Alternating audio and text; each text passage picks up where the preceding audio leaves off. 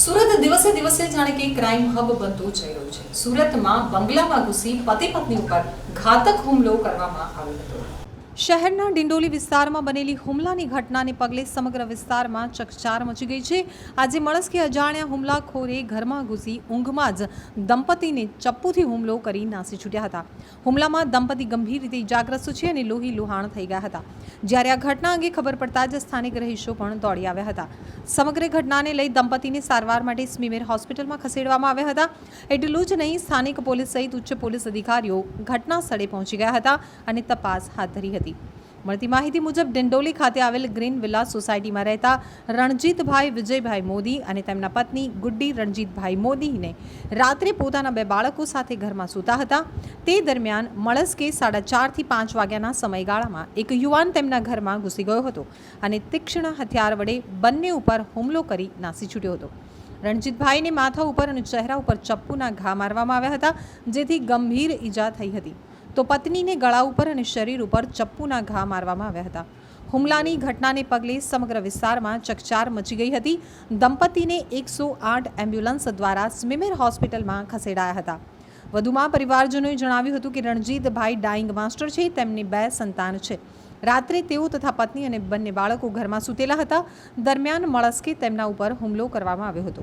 હુમલો કોણે અને કયા કારણસર કર્યો છે તે અત્યારે કંઈ જ ખબર નથી। ઘટના અંગે જાણ થતાં જ ડિંડોલી પોલીસનો કાફલો તેમજ ઉચ્ચ પોલીસ અધિકારીઓ ઘટના સ્થળે દોડી ગયા હતા અને સ્થળ ઉપર જરૂરી તપાસ હાથ ધરી હતી। પોલીસે પીડિત દંપતીના નિવેદનો લીધા હતા અને વધુમાં પોલીસે જણાવ્યું હતું કે દંપતી ઉપર હુમલો કરનાર કોણ છે અને કયા કારણસર હુમલો કરવામાં આવ્યો છે તે હાલમાં જાણવા મળ્યું નથી। જો કે સીસીટીવી તેમજ હ્યુમન રિસોર્સિસના આધારે તપાસ ચાલી રહી છે। ડિંડોલી પોલીસ સ્ટેશન વિસ્તારમાં ડ્રીમ વિલા કરીને એક સોસાયટી આવેલી છે। આ ડ્રીમ વિલા સોસાયટીમાં જે બાંધકામ કેટલાક મકાનોમાં થઈ રહેલ છે, એ બાંધકામ થઈ રહેલા મકાનોની સામે એક રહેવાસી મકાન છે। આ રહેવાસી મકાનમાં સવારે 4:30 થી 5:30ની આસપાસ કોઈ વ્યક્તિએ એન્ટ્રી કરી અને તીક્ષ્ણ હથિયાર વડે જે મકાનના માલિક છે એમને અને એમના પત્નીને તીક્ષ્ણ હથિયાર વડે એટેક કરી અને ઈજા પહોંચાડી છે। જે બાબતે પોલીસે તત્કાલ પહોંચી જઈ અને કાર્યવાહી શરૂ કરેલ છે।